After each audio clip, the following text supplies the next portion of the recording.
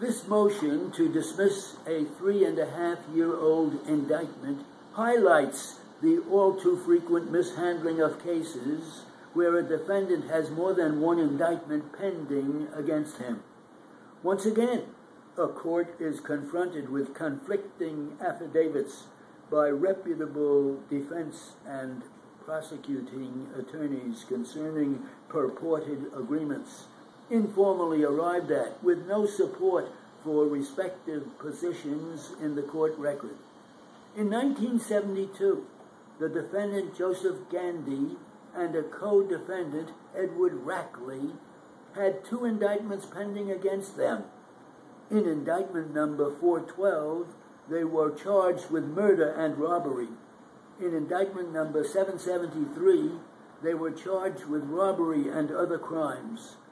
Gandy and Rackley went to trial on the murder indictment in October of 1973 and were convicted of manslaughter and robbery.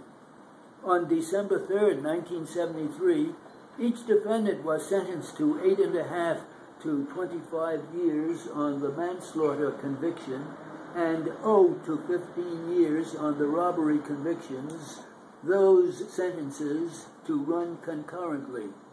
On June 26, 1975, the convictions were affirmed by the Appellate Division, New York State Supreme Court, First Judicial Department.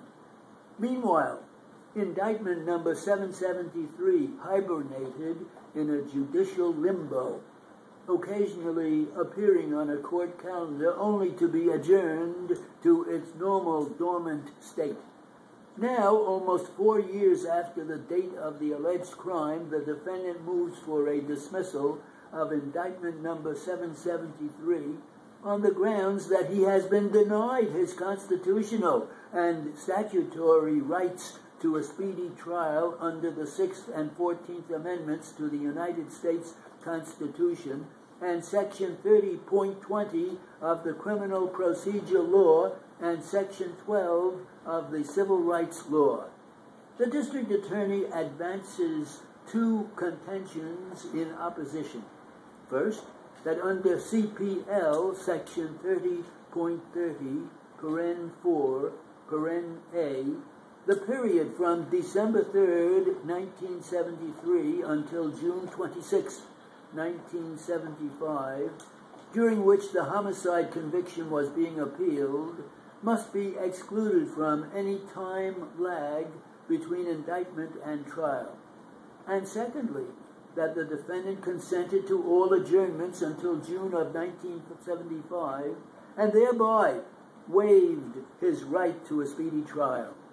The district attorney's first argument is based on his interpretation of the section of the Criminal Procedure Law which provides as follows: in computing the time within which the people must be ready for trial pursuant to subdivisions 1 and 2, the following periods must be excluded. A reasonable period of delay resulting from other proceedings concerning the defendant, including but not limited to proceedings for the determination of competency and the period during which defendant is incompetent to stand trial, pretrial motions, appeals, trial of other charges, and the period during which such matters are under consideration by the court. The district attorney asserts that the word appeals in this tolling statute means that during the time the defendant appealed his homicide conviction, the people were not required to proceed on the robbery case. While there are no reported cases on this issue, any rational interpretation of the word appeals in CPL Section 30.30, paren 4, paren A, especially in the light of statutory CPL Section 450.0, Section 460.20, and constitutional rights to appeal to our higher courts, indicates that the word appeals refers to appeals from pre-conviction proceedings and motions, and not appeals from a judgment of conviction in an unrelated case. To take an extreme example, assume that a defendant was convicted of disorderly conduct and at the same time had a homicide indictment pending. Under the district attorney's reasoning, if the defendant appealed the disorderly conduct conviction to the appellate term of the Supreme Court as of right, and to our Court of Appeals, and perhaps to the Supreme Court of the United States, a process which might take years, he would thereby forego his right to a speedy trial on the homicide indictment. Indeed, under the district attorney's reasoning, it would not even matter if the defendant was in custody during this period. It is apparent that CPL Section 30.30 excludes from speedy trial computations those situations where it is legally or practically difficult, if not impossible, to commence a trial.